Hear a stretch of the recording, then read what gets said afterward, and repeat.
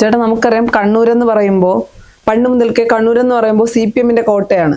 എന്നാൽ ഈ അടുത്ത കാലത്തായി കണ്ണൂരിന് CPM-ന് കോട്ടകളില്ല, അല്ലെങ്കിൽ കോട്ടകളെല്ലാം നശിക്കുന്ന ഒരു സാഹചര്യമാണ്. ഇപ്പോൾ കഴിഞ്ഞ തദ്ദേശ സ്വയംഭരണ സ്ഥാപനങ്ങളിലേക്ക് നടന്ന തെരഞ്ഞെടുപ്പിന്റെ ഫലം പോലും അതാണ് സൂചിപ്പിച്ചത്. അപ്പോൾ ഇനി കണ്ണൂരിൽ അല്ലെങ്കിൽ തങ്ങളുടെ കോട്ടകളെല്ലാം നശിക്കുമ്പോൾ അവിടെ കലാപം സൃഷ്ടിക്കാനാണോ CPM ശ്രമിക്കുന്നത്?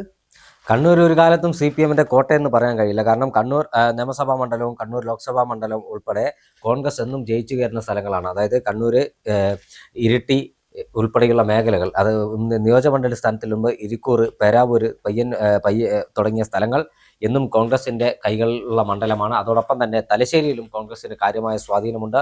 കൂത്തുപറമ്പ് നേരത്തെ UDF ജയിച്ച മണ്ഡലമാണ്. അത്തരത്തിൽ കോൺഗ്രസിനും വ്യക്തമായ സ്വാധീനമുള്ള ഗ്രാമപ്രദേശങ്ങളും നഗരമേഖലകളിലും കോൺഗ്രസിനും വ്യക്തമായ സ്വാധീനമുള്ള പ്രദേശമാണ്. പക്ഷേ CPM-ന്റെ ചില പാർട്ടി ഗ്രാമങ്ങൾ ഉണ്ട് എന്നതൊരു യാഥാർത്ഥ്യമാണ്. അവിടെ ഈ ലോക്കൽ ബോഡി തെരഞ്ഞെടുപ്പിൽ കണ്ണൂർ ജില്ലയിൽ CPM കണ്ണൂർ കോർപ്പറേഷൻ അടക്കം കോൺഗ്രസ് ജയിച്ചപ്പോൾ തന്നെ CPM പലയിടങ്ങളിലും അക്രമം അഴിച്ചുവിടുന്നത് നമ്മൾ കണ്ടതാണ്. പാനൂർ നഗരസഭ മേഖലയിലാണ് വ്യാപകമായ അക്രമം ഉണ്ടായിരിക്കുന്നത്. പാനൂർ CPM-ന് ശക്തമായ സ്വാന്നിധ്യമുള്ള സ്ഥലമാണ്. CPM-ന് മാത്രമല്ല BJP-ക്കും UDF, കോൺഗ്രസിനും മുസ്ലിം ലീഗിനെല്ലാം സ്വാധീനമുള്ള പ്രദേശമാണ്. അവിടെയാണ് വിപിൻ രാജ് എന്ന് പറയുന്ന ഒരു ചെറുപ്പക്കാരന്റെ കൈ ബോംബ് സ്ഫോടനത്തിൽ തകരുന്നത്. അത് തുടക്കത്തിൽ CPM പറഞ്ഞത് പടക്കം പൊട്ടിക്കുമ്പോഴാണ് ഈ കൈപ്പത്തി നഷ്ടമായതെന്നാണ്. എന്നാൽ ഇപ്പോൾ അതിന്റെ ദൃശ്യങ്ങൾ പുറത്തു വന്നിരിക്കുന്നു.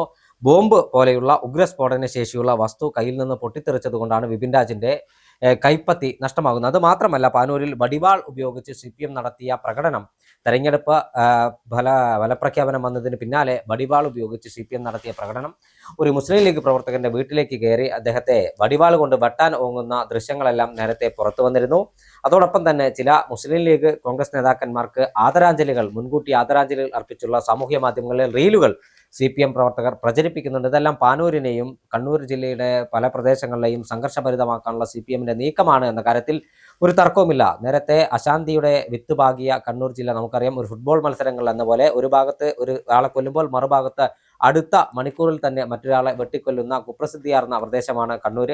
ഏറ്റവും അവസാനം കണ്ണൂരിൽ യൂത്ത് കോൺഗ്രസിന്റെ ചെറുപ്പക്കാരൻ ഷുഹൈബിനെ, യൂത്ത് കോൺഗ്രസ് ബ്ലോക്ക് സെക്രട്ടറി ഷുഹൈബിനെ, അതിനുശേഷം ന്യൂമായിൽ 2 CPM പ്രവർത്തകർ, ഇങ്ങനെ നിരവധി ആളുകൾക്ക് ജീവൻ പൊലിഞ്ഞെങ്കിലും വലിയ സംഘർഷത്തിലേക്ക് കണ്ണൂർ പോയിട്ടില്ല എന്നത് യാഥാർത്ഥ്യമാണ്. കാരണം കണ്ണൂരിലെ രാഷ്ട്രീയ പാർട്ടികൾ, കോൺഗ്രസ് ആയാലും മുസ്ലിം ലീഗ് ആയാലും BJP ആയാലും CPM ആയാലും എല്ലാം ആത്മസംയമനം പാലിച്ചിട്ടുണ്ട് എന്നതൊരു യാഥാർത്ഥ്യമാണ്. അതുകൊണ്ട് തന്നെയാണ് കണ്ണൂർ ഇപ്പോൾ വാർത്തകളിൽ നിറങ്ങി നിൽക്കാത്തത്. ഒരു കാലത്ത് കണ്ണീരുറങ്ങാത്ത നാട് എന്നായിരുന്നു കണ്ണൂരിനെ പറഞ്ഞിരുന്നെങ്കിൽ ഇപ്പോൾ അങ്ങനെയല്ല സ്ഥിതി. കണ്ണൂരിൽ കാര്യമായ അനിഷ്ട സംഭവങ്ങളോ അക്രമ സംഭവങ്ങളോ ഒന്നും കണ്ണൂരിന്റെ പല മേഖലകളിൽ റിപ്പോർട്ട് ചെയ്യപ്പെടാറില്ല. പക്ഷേ തദ്ദേശ സ്വയംഭരണ സ്ഥാപനങ്ങളിലേക്കുള്ള ഇലക്ഷന് ശേഷമാണ് ഇത്തരത്തിലുള്ള വാർത്ത കണ്ണൂരിൽ നിന്ന് പുറത്തു വരുന്നത്.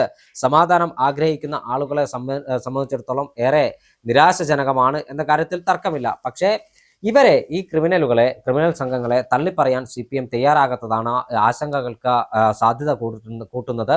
നേരത്തെ തില്ലങ്കേരി പോലുള്ള പ്രദേശങ്ങളിൽ കണ്ണൂരിൽ CPM-ന് വേണ്ടി ക്രിമിനൽ പ്രവർത്തനം നടത്തുന്ന ആളുകളെ പരസ്യമായി തള്ളിപ്പറയാൻ CPM-ന്റെ നേതൃത്വം തയ്യാറായെന്നവിടെ P ജയരാജനെ പോലെയുള്ള നേതാക്കന്മാർ തന്നെ വന്ന് ഇത്തരം ക്രിമിനലുകൾ പാർട്ടിക്ക് ബാധ്യതയാണെന്ന് വളരെ കൃത്യമായി മൈക്ക് വെച്ച് സംസാരിച്ചത് നമ്മുടെ മുന്നിലുണ്ട്. എന്നാൽ പാനൂരിലെ ക്രിമിനൽ സംഘത്തെ തള്ളിപ്പറയുന്നതിന് പകരം അവരെ സാമൂഹ്യ മാധ്യമങ്ങളിലൂടെ ആഘോഷിക്കാനാണ് DYFIയുടെ SFIയുടെ ചെറുപ്പക്കാർ ശ്രമിക്കുന്നത്. ഇത് വലിയ വിപത്തായി മാറുമെന്ന കാര്യത്തിൽ തർക്കമില്ല. കാരണം എല്ലാ രാഷ്ട്രീയ പാർട്ടികൾക്കും ഒരേപോലെ സ്വാധീനമുള്ള, അടിച്ചാൽ തിരിച്ചടിക്കുമെന്ന് കോൺഗ്രസും മുസ്ലിം ലീഗും BJP അടക്കം പ്രഖ്യാപിക്കുന്ന പ്രദേശങ്ങളിൽ ഇത്തരത്തിൽ പ്രകോപനം സൃഷ്ടിച്ചാൽ അവിടെ വലിയ തിരിച്ചടി ഉണ്ടാകും, വലിയ അക്രമത്തിലേക്ക് കാര്യങ്ങൾ പോകുമെന്ന കാര്യത്തിലും തർക്കമില്ല. അതുകൊണ്ട് തന്നെ മുതിർന്ന നേതാക്കന്മാർ ഇടപെട്ട് ഇതിന് ഒരു അറുതി വരുത്തണം, അല്ലെങ്കിൽ അത് വലിയ ഭവിഷ്യത്തുണ്ടാക്കുമെന്ന കാര്യത്തിൽ ഒരു തർക്കവുമില്ല. കാരണം കണ്ണൂരിന്റെ ഒരു സെൻസിറ്റീവായ രാഷ്ട്രീയമുള്ള പ്രദേശമാണ്. അവിടെ BJP-കാരനും കോൺഗ്രസ്സുകാരനും CPM-കാരനും തോളിൽ കൈയിട്ട് നടന്നാൽ പോലും തൊട്ടടുത്ത നിമിഷം സംഘർഷമുണ്ടായാൽ ആ തോളിൽ കൈയിട്ട് നടക്കുന്നവന്റെ കഴുത്തിന് വടിവാൾ കൊണ്ട് വെട്ടുന്ന രാഷ്ട്രീയ സംസ്കാരം ചില മേഖലകൾ ഉണ്ട് എന്ന് ദുഃഖത്തോടു കൂടി തന്നെ പറയേണ്ടി വരും. വളരെ സെൻസിറ്റീവായി രാഷ്ട്രീയത്തെ കാണുന്ന ആളുകളാണ് കണ്ണൂർ. ബാക്കി എല്ലാ കാര്യങ്ങളിലും ഒരുപടി മുന്നിലാണെങ്കിൽ പോലും രാഷ്ട്രീയമായി എതിർചേരിയിലേക്ക് എത്തുമ്പോൾ അതിവൈകാരികമായി പ്രതികരിക്കുന്ന നാടാണ്. അതുകൊണ്ട് ഇത്തരം പ്രയാസങ്ങളും ഇത്തരം സംഘർഷങ്ങളും മുളയിലെ നുള്ളേണ്ടത് രാഷ്ട്രീയ പാർട്ടികൾ തന്നെ മുൻകൈയെടുക്കണം. കണ്ണൂരിൽ നേരത്തെ സമാധാനം പുലരാൻ, അല്ലെങ്കിൽ അടിക്കടി ഉണ്ടാകുന്ന രാഷ്ട്രീയ സംഘർഷങ്ങൾക്ക് അറുതി വരുത്താൻ, അല്ലെങ്കിൽ ആ സംഘർഷങ്ങൾ ഇല്ലാതാക്കാൻ അവിടെ പ്രവർത്തിച്ചത് മുഴുവൻ രാഷ്ട്രീയ പാർട്ടികളും ഒറ്റക്കെട്ടായിട്ടാണ്. അതിൽ BJP-കാരനും കോൺഗ്രസ്സുകാരനും മുസ്ലിം ലീഗുകാരനും CPM-കാരനും എല്ലാം ഒരു മേശയ്ക്ക് ചുറ്റും ഇരുന്ന് കാര്യങ്ങൾ സംസാരിച്ച് അത് പ്രശ്നങ്ങൾ തീർക്കുന്ന ഒരു സാഹചര്യം കണ്ണൂരിൽ ഉണ്ടായിരുന്നു. അതിന് ആ രൂപത്തിലേക്ക് തന്നെ ഇത് പോയില്ലെങ്കിൽ വലിയ വിപത്തായിരിക്കുമെന്ന കാര്യത്തിലും തർക്കമില്ല. ചേട്ടാ, അതിനിപ്പോ അത്ര എളുപ്പമാണോ? എല്ലാവരും കൂടി ഇരുന്നിട്ട്, കാര്യം CPM ആണല്ലോ ഇപ്പൊ അക്രമം അഴിച്ചുവിടുന്നത്, അപ്പൊ ഇനി അത് വളരെ എളുപ്പമായിട്ട് നടക്കുമോ? അങ്ങനെ കണ്ണൂരിനെ സംബന്ധിച്ചിടത്തോളം ഏത് രാഷ്ട്രീയ സംഘർഷം നടന്നാലും ഒരു ഭാഗത്ത് CPM ഉണ്ടാവും, അല്ലെങ്കിൽ ഒരു ഭാഗത്ത് CPM മറുഭാഗത്ത് ഒരു പക്ഷേ BJPയോ കോൺഗ്രസോ മുസ്ലിം ലീഗോ ആരെങ്കിലും ആയിരിക്കും. എന്തായാലും ഒരു ഭാഗത്ത് CPM ഉണ്ടാകും. അവിടെ CPM ആയുധം താഴെ വെച്ചാൽ കണ്ണൂർ ജില്ലയിൽ സമാധാനം ഉണ്ടാകുമെന്ന കാര്യത്തിൽ തർക്കമില്ല. നേരത്തെ BJPയുടെ യുവമോർച്ചയുടെ സംസ്ഥാന ഉപാധ്യക്ഷനായിരുന്ന KT ജയകൃഷ്ണൻ മാസ്റ്ററുടെ വധവുമായി ബന്ധപ്പെട്ട് കണ്ണൂർ ജില്ലയിൽ വലിയ സംഘർഷമുണ്ടായിരുന്നു. നിരവധി ആളുകൾക്ക് ജീവൻ നഷ്ടപ്പെടേണ്ട സാഹചര്യമുണ്ട്. അതുപോലെ SFIയുടെ കേന്ദ്ര കമ്മിറ്റി അംഗമായിരുന്ന KV സുധീഷിനെ BJPക്കാർ വെട്ടിക്കൊലപ്പെടുത്തിയതിനു ശേഷം വലിയ സംഘർഷം കണ്ണൂരിലുണ്ടായിരുന്നു. കോൺഗ്രസുമായുള്ള സംഘർഷം, സേവറി ഹോട്ടലിലെ ബോംബർ ഉൾപ്പെടെയുള്ള നിരവധിയായ സംഘർഷം കണ്ണൂർ ജില്ലയിൽ ഉണ്ടായിരുന്നു. എന്നാൽ ഇവിടെയെല്ലാം CPM ആയുധം താഴെ വെക്കാൻ തയ്യാറായാൽ അവിടെ സംഘർഷത്തിന് കുറവ് വരും. ഒരു ഭാഗത്ത് CPMഉം BJPയും വെട്ടി കീറിയ സാഹചര്യത്തിൽ BJP CPM നേതൃത്വം, സംസ്ഥാന നേതൃത്വം നേരിട്ട് ഇടപെട്ട് ചില മധ്യസ്ഥരുടെ സഹായത്തോടു കൂടിയാണ് ആ സംഘർഷങ്ങൾക്ക് അയവുവരുത്തിയത്. സമാന സ്ഥിതിയുമായി ബന്ധപ്പെട്ട് സമാധാനം പുലരാൻ ഏതറ്റം വരെയും പോകുമെന്ന് ഐക്യജനാധിപത്യ മുന്നണി ഇതിനകം പ്രഖ്യാപിച്ചിട്ടുണ്ട്. അവിടെ CPM ആണ് ഇപ്പോൾ മുൻകൈയെടുക്കേണ്ടത്. CPM ആണ് ഭരിക്കുന്നത്. പാനൂർ ഉൾപ്പെടെയുള്ള CPMന്റെ ശക്തി കേന്ദ്രങ്ങളിൽ CPMന്റെ ചെറുപ്പക്കാരെ, DYFയുടെ ചെറുപ്പക്കാരെ ആയുധം കയ്യിലെടുത്ത് അവരെ റോട്ടിലേക്ക് ഇറക്കി വിടുന്നത് നിർത്താൻ CPMന്റെ മുതിർന്ന നേതാക്കന്മാർ തയ്യാറാകണം.